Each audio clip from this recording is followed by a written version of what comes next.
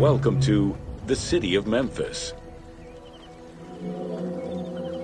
Throughout all ancient Egyptian periods, cities had one thing in common. They were situated along the Nile's shores. Cities were often designated for government or for worship. Major cities had several temples dedicated to numerous gods and goddesses. Egyptians referred to the organization of their cities as a sepat, or later on by the Persian term nome. There were 20 sepat in Lower Egypt and 22 in Upper Egypt. The capital city of ancient Egypt changed many times over the periods.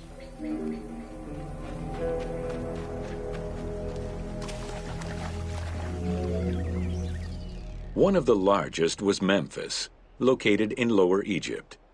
It was a key center for religious temples, including their most important deity, Ptah, god of creation. Thebes, located in Upper Egypt, competed with Memphis and featured as both a political and a religious center. Two important temples, Luxor and Karnak, were built there. A minor capital of the Sayyid dynasty was the city of Sais. This was the last native Egyptian capital of Egypt.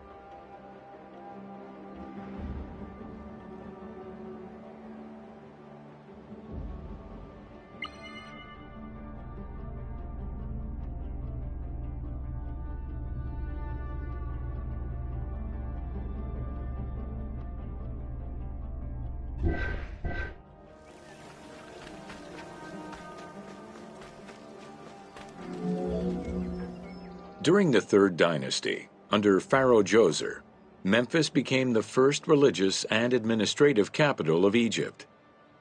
Even when the political capital of Egypt decentralized itself, pharaohs were crowned in this sacred city in order to legitimize their ascension to the throne, up to and including Alexander the Great.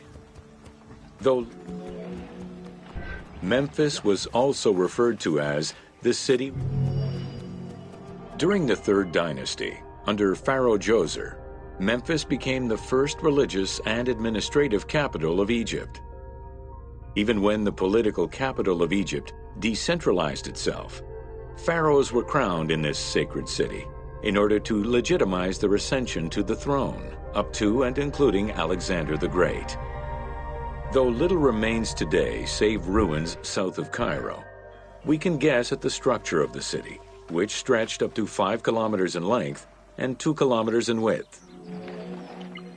Memphis was also referred to as the city with the 100 doors, or the White Walls. These names were in reference to the wall which surrounded the city.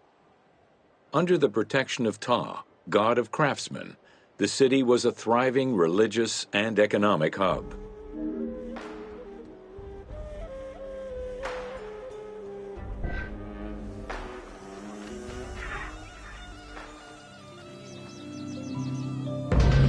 Welcome to Artisan. It was under the watchful eye of Ptah of Memphis, the god of craft and architecture, that ancient Egyptians developed the unique rendition of the world they lived in. However, it is vital to understand that their view of art, and those who created it, was likely very dissimilar to the modern concept of the word. Instead of artists, the creative culture had skilled and respected artisans. The most significant categories of specialties for crafters were drawing, painting, sculpture, and metalworking.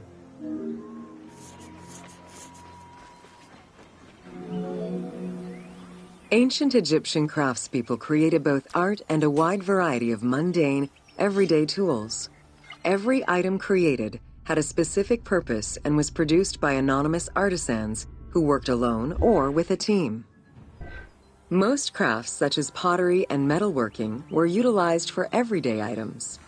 luxury goods and artwork illustrations served temple rituals and were not meant for public display. Artisans rarely signed their names to the work, though they were clearly aware that they possessed a unique skill and talent for the task.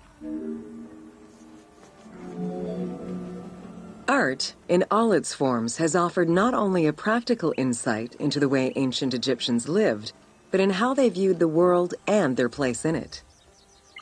The balance of order and chaos was crucial in both the physical and the metaphysical universes. As a result, their art appears to follow a strict set of stylistic conventions that supported this worldview. From households and palaces to temples and tombs, pottery, papyrus, and textile items were essential to the everyday life of ancient Egyptians.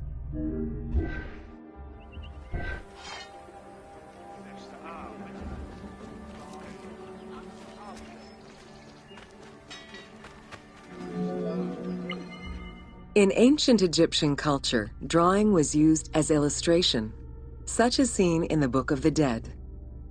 It was also the first step in the creation of a relief, painting, or statue.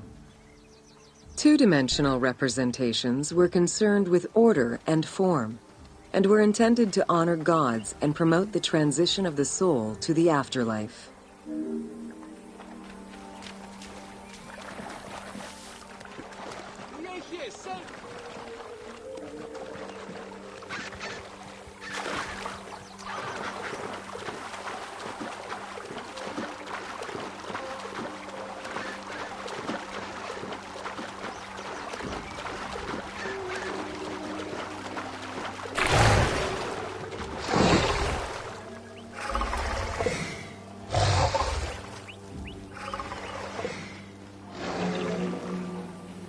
Stylistically, Egyptians were concerned with the depiction of the human form's inner self.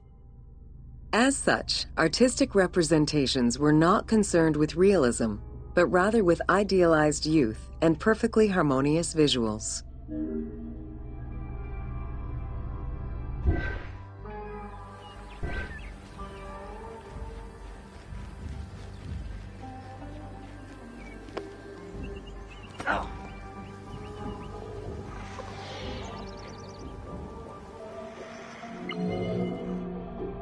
An exception to this were scenes depicting hunting and battle, where the environment and enemies moved in lively, even chaotic ways.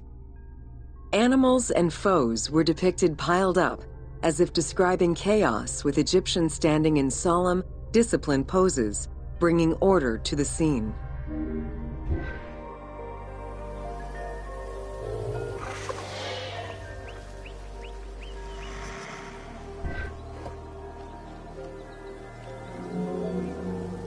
Reliefs could be either in high relief or low relief. Either method required a surface suited to the desired technique.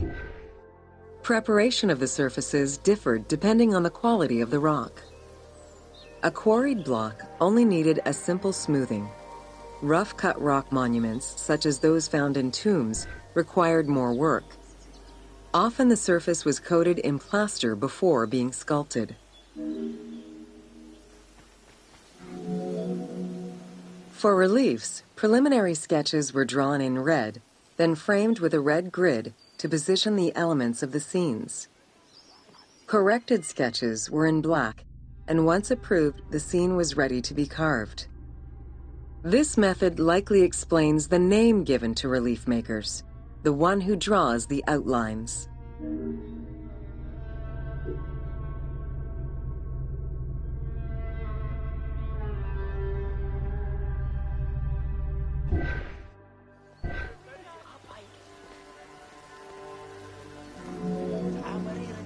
Statues were believed to be vessels for the souls of the deceased, or deities. That is why a sculptor was called the one who makes it live. This divine duty earned them the utmost respect. As with a relief, creation of a sculpture began with a drawing. Most statues were made of quarried blocks of stone, primarily limestone, though sometimes harder stones such as quartzite were also used.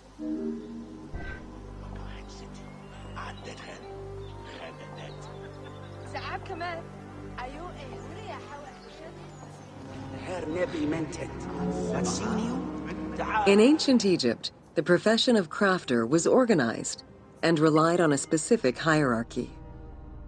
Most artisans depended on an institution to provide them with raw materials. There were 3 working levels for craftsmanship: domestic, large estates, and within palace and temple workshops. Some royal workshops, at their largest, covered an area of about 2.8 square kilometers in size. At the domestic level, most Egyptians were craftspeople to a greater or lesser extent. The ability to repair tools was a daily necessity. Crafted everyday items could also be bartered for at the local market. Artisans with skills but lacking in resources worked at large estates, where the elite provided them with space to work and raw materials. The most skilled artisans were employed in royal or temple projects and benefited from a special status. They were provided with good workspaces and considered to be highly skilled.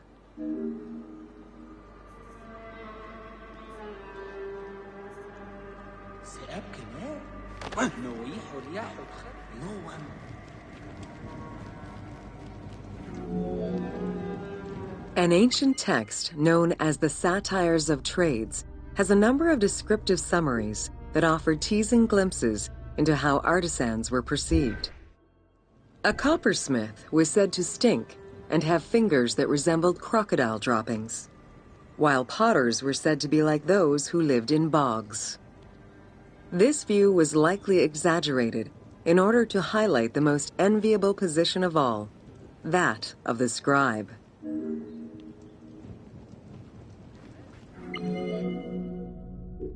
Located near the Valley of the Kings, Deir el-Medina was a settlement created by order of the king to honor the most skilled artisans. Its name translates as the monastery of the city. Allocated a house on the initiative of the king, these craftsfolk were regarded with respect and referred to as the royal artisans. Those who lived there worked on the tombs in the Valley of the Kings and its surrounding temples.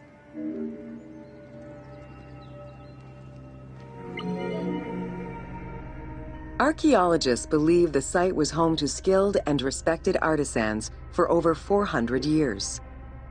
It is considered one of the most important discoveries relating to Egyptian daily life.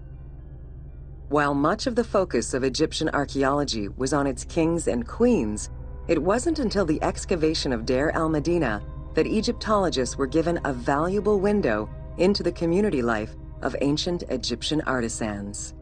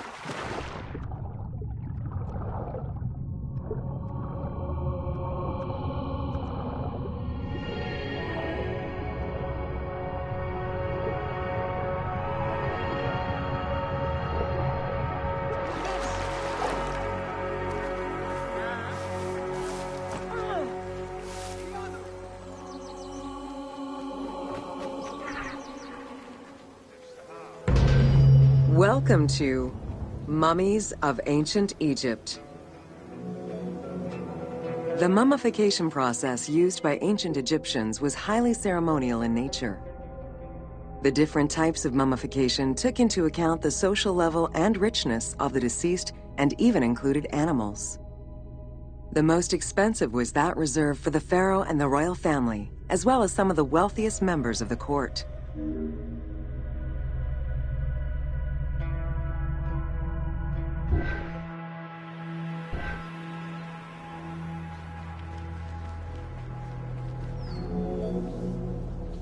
The first step was cleaning. Once bodies arrived at the mummification site, They were placed on inclined tables while the bodily fluids drained away. They were then cleansed by priests until they were deemed ready for the purification process.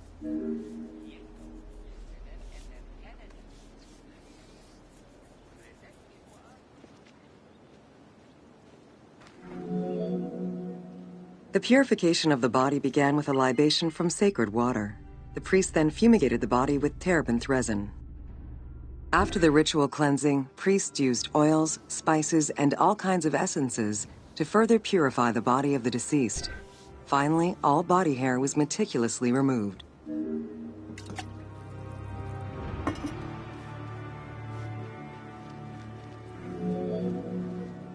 Once the body was properly purified, embalmers removed the organs, following very specific procedures. First, the brain was extracted by inserting a spoon through the nostril to break the ethmoid bone. Then, using a spatula, the pieces of the brain were removed as thoroughly as possible.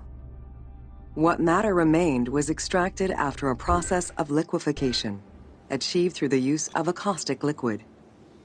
The cranial box, once emptied, was rinsed and disinfected with palm wine, and then stuffed with strips of linen cloth and liquefied resin. After taking care of the brain, embalmers made an incision on the left flank and carefully set aside the viscera. The inside of the body was also rinsed with palm wine. Then the embalmers filled the belly with pure myrrh, cinnamon, and other perfumes and sewed it shut. The removed viscera were washed in palm wine and packed in crushed herbs before being placed in canopic jars.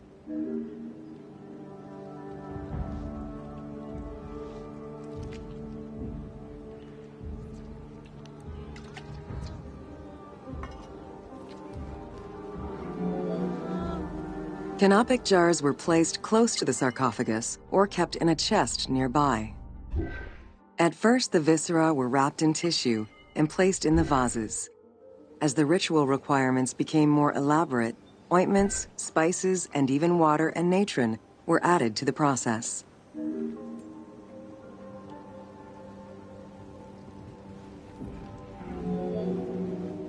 Towards the middle of the New Kingdom, canopic jars assumed the appearance of the 4 sons of Horus. They were known as the protectors of the viscera. These protectors had their own guardians, each a goddess of the dead. Imseti, the human-headed god, protected the liver and was protected by the goddess Iset. Hapi, the baboon-headed god, protected the lungs and was protected by the goddess Nephthys. Dumut-Ef, the jackal-headed god, protected the stomach and was protected by the goddess Neith. And finally, Qebehsenuef, the falcon-headed god, protected the intestines and was protected by the goddess Selket.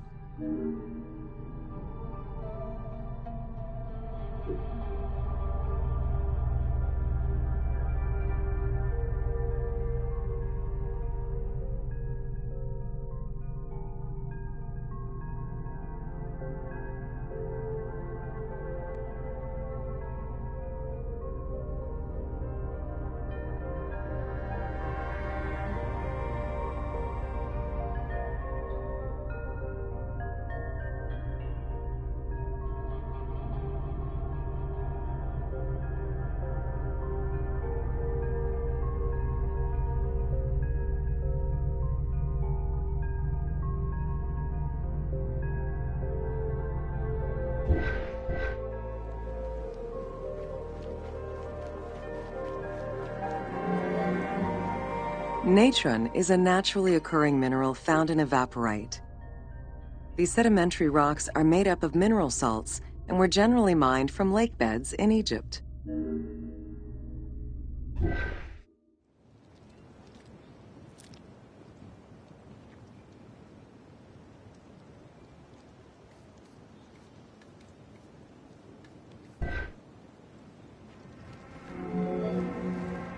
Embalmers used natron as a desiccant to dry the flesh and stop the corpse's putrefaction process.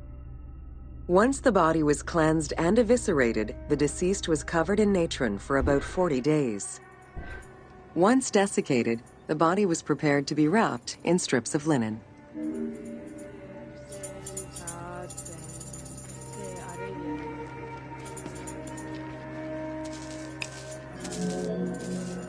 Once the body was fully desiccated by the natron treatment, embalmers oiled, painted, and sometimes even added hair extensions or a wig.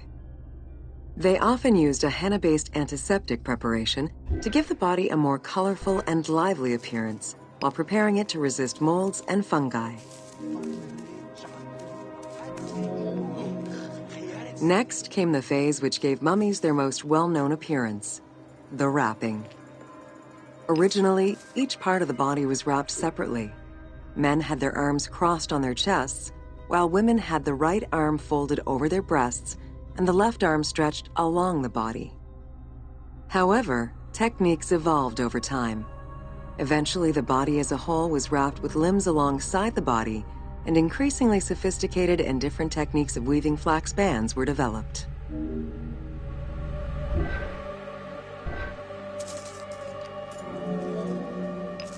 In addition to the jewelry and amulets arranged on the skin of the deceased, amulets were also carefully inserted into the weaving of the linen strips. Each amulet was linked to a myth or to an ideological belief related to rebirth.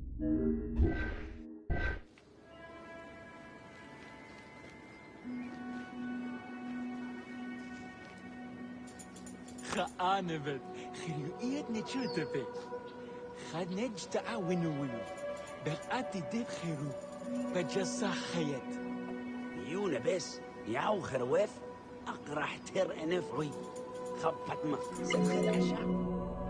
Masks were an important part of a mummy's finery. Early wooden funeral coverings were very expensive, however, and soon replaced by masks created through a technique known as cartonnage.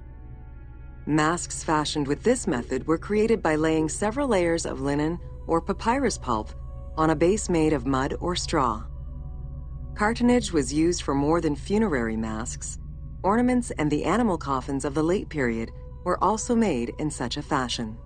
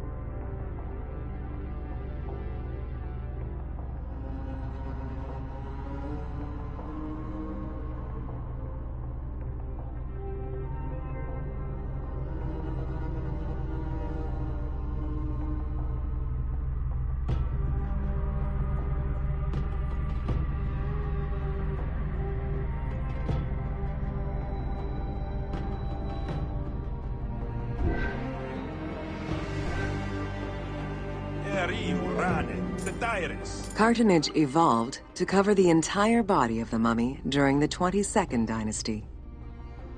The mummies were placed on a board inside a rigid envelope of cartonnage, which was laced at the back with a string. Extremely cost-effective and visually pleasing, this technique was very popular through all layers of the society.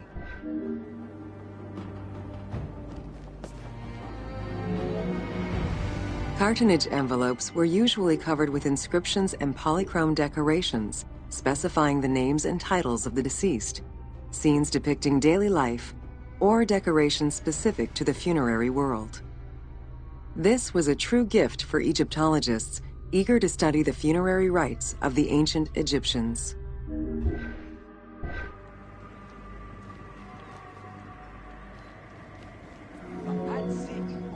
Once the mummy was properly wrapped and adorned, the embalmers proceeded with the ceremony of the opening of the mouth. A vital step of the funerary process, this ceremony was meant to bring back to life the deceased themselves or an object representing the deceased.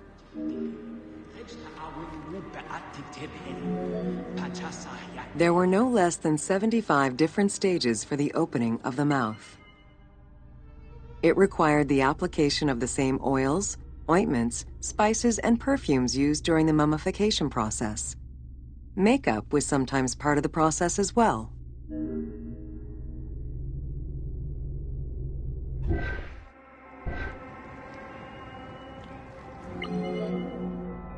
The last stage of this long ritual was the act of touching the mouth with the adze to symbolically allow the breath of life to infuse an inert body. Its performance was reserved for a very specific set of people: priests who wore the mask of the god Anubis, a close relative of the family, or by the heir to the throne.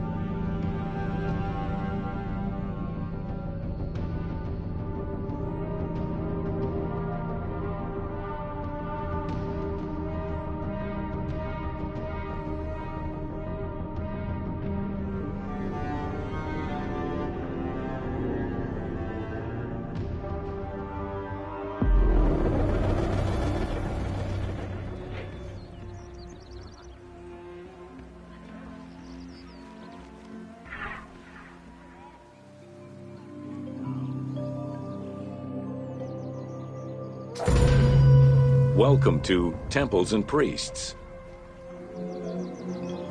From its foundation, the city of Memphis favored worship of the god Ptah. The main temple of Ptah was known as Hutkaptah, meaning Palace of the Ka of Ptah. The name of the temple, translated into Greek as Aegyptos, would eventually evolve into the modern name Egypt. Temples were the center of religious, political, and economic life in ancient Egypt. These sacred places were viewed as the literal home of the gods and goddesses. As such, every aspect of them required care and reverence, all of which was accomplished through elaborate ritual. Located in the center of Memphis, the Temple of Ptah was the most prominent and imposing building in the city. The long walkway leading toward the temple, known as the Dromos, was guarded by rows of sphinxes. The entire sacred area was designed to keep the statue of the god protected, deep within the sacred enclosures that surrounded it.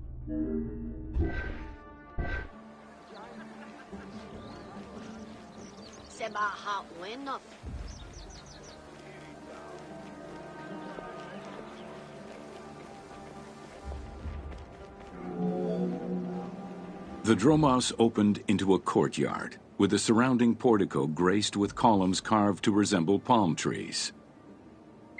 During special festivals, the general population was allowed to enter this location, but under no circumstances would they be allowed into the sacred spaces beyond the courtyard.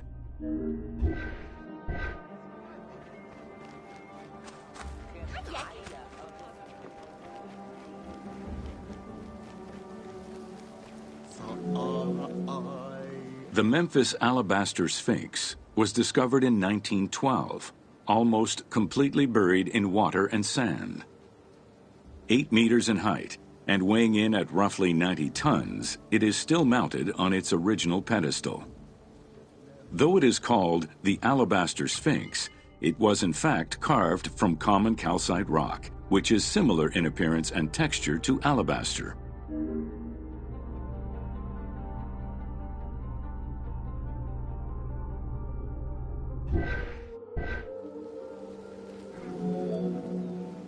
Erosion has destroyed the original engravings, making it difficult to determine when it was created. Egyptologists believe that its facial likeness resembles Amenhotep II, and so it could have been sculpted somewhere between 1700 and 1400 BCE. It is believed that this monument once stood outside of the Temple of Ptah and was integrated into subsequent extensions to the complex. The size of the imposing sculpture reflects the importance it had to the temple during the New Kingdom. This Sphinx is one of the few remaining artifacts from the ruins of Memphis to survive.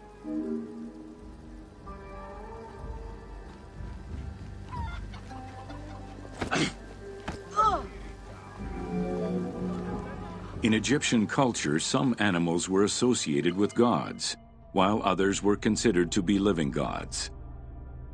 The Apis bull was believed to be a divine entity.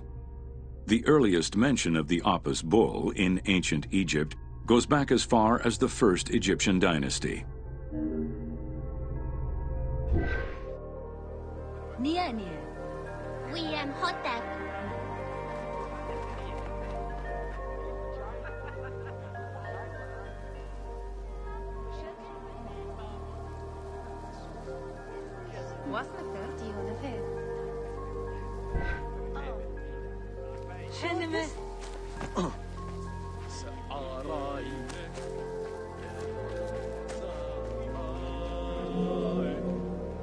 Originally the symbol of fertility, the Apis bull was linked to the god Ra, with the image of the sun carried between its horns. Later it was associated with Osiris, the ruler of the underworld, thus becoming the funerary divinity Osorapis. During the 18th dynasty in Memphis, the Apis bull's association with the city's deity earned it the title Herald of Ptah. The Apis bull was so revered that even Alexander the Great, upon his arrival in Memphis, gave honor to Apis.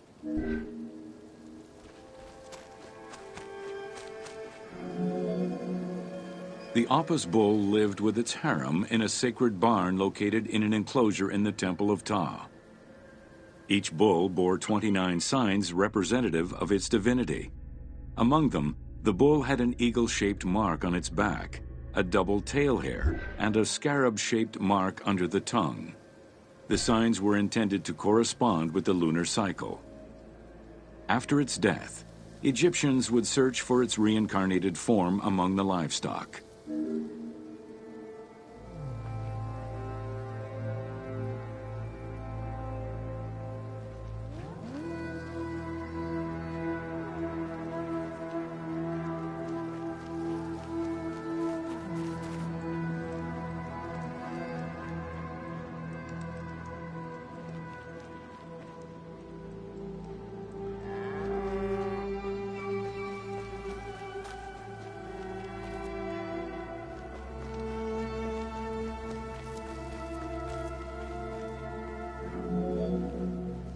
Like other living divinities, the mortal incarnation of the Apis bull was prayed to, and when it died, it was given a luxurious funeral, which included mummification. Until the reign of Ramses II, The Apis bulls were buried in individual graves in Saqqara.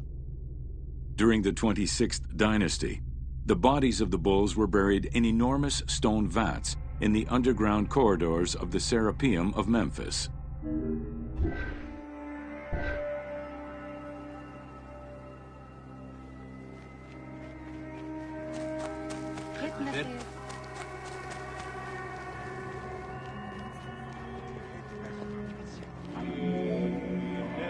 Ancient Egyptians believed that temple rituals were essential to maintain order in the cosmos and allow communication between humans and gods. The pharaoh was required to bring offerings as part of a twofold promise made to the gods: to remain a just ruler and to prevent chaos from entering Egypt.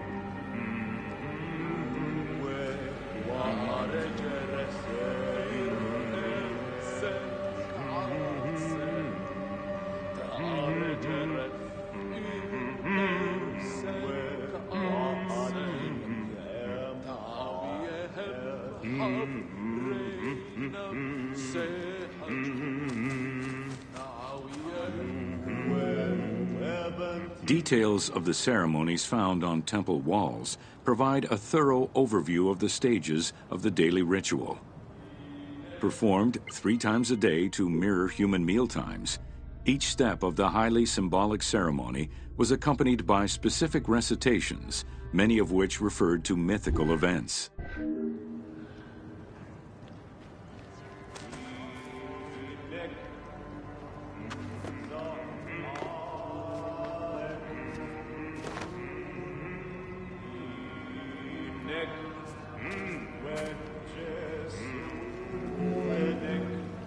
The high priest would first awaken the sleeping god with a chant.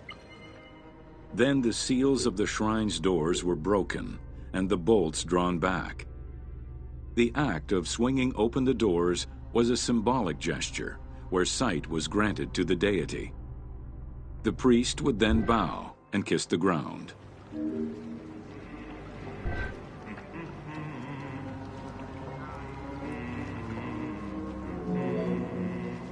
The god was then washed with incense-infused water and its mouth rinsed with mineral salts. The cleansing was followed by adorning the statue with jewels and royal garments. The final ritual required the priest to sweep away any footprints in order to prevent evil from approaching the god.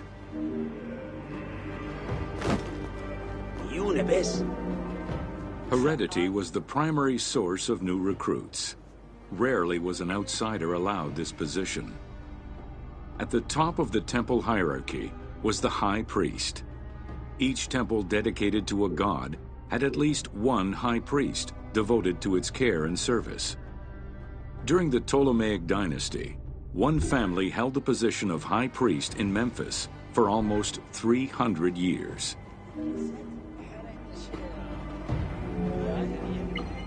High priest candidates made their way up the ranks of the temple hierarchy. The one chosen to occupy the lofty position of high priest was usually confirmed by the pharaoh. Several of the high priests were also important officials in the government.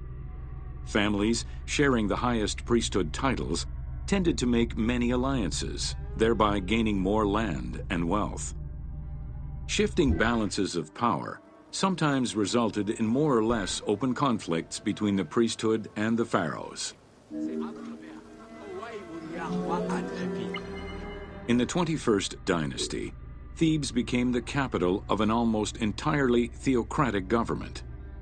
The city was headed by king priests who spoke and governed in the name of the god Amun, in open opposition to the ruling pharaohs.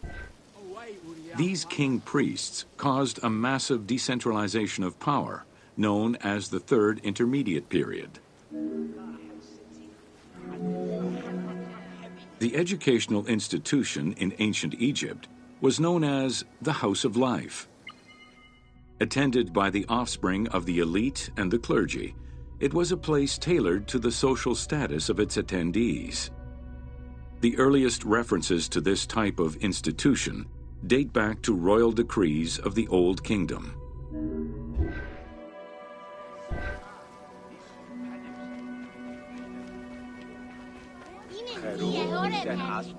Only two known centers have been uncovered, one in the abandoned city of Akhetaten and one at the temple of Ramses II on the west bank of Thebes. Inscriptions uncovered in those locations mention the names and titles of people who were connected with the House of Life, such as a chief physician and many scribes. It is presumed that by the late kingdom, every temple had a House of Life.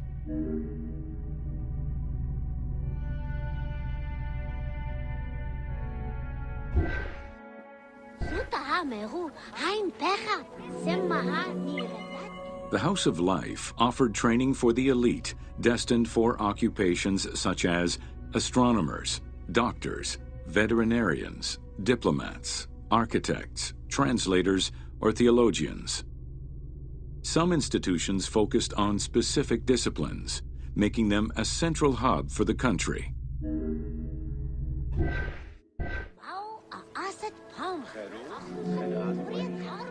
Not limited to instruction for young students, the House of Life was a source of reference for many scholars, with rooms dedicated to papyri of many disciplines. Because papyri were preserved there, the Greco-Romans referred to the House of Life as a library.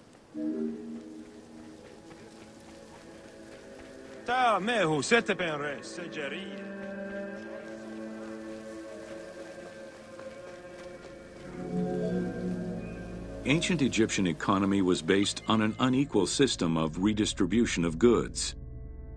The state of Egypt collected the crops, and the temples distributed them throughout the provinces. Since the only people capable of counting and ensuring a fair redistribution were the educated scribes, this meant that the temples played a pivotal role in this process.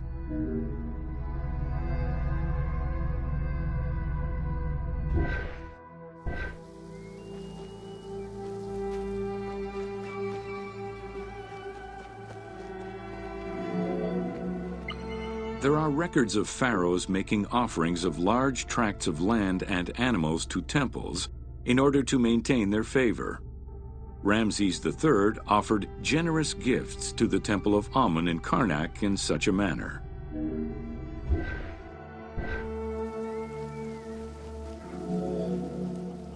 Palaces, warehouses, and granaries were built inside the temple compound to better control the redistribution of goods.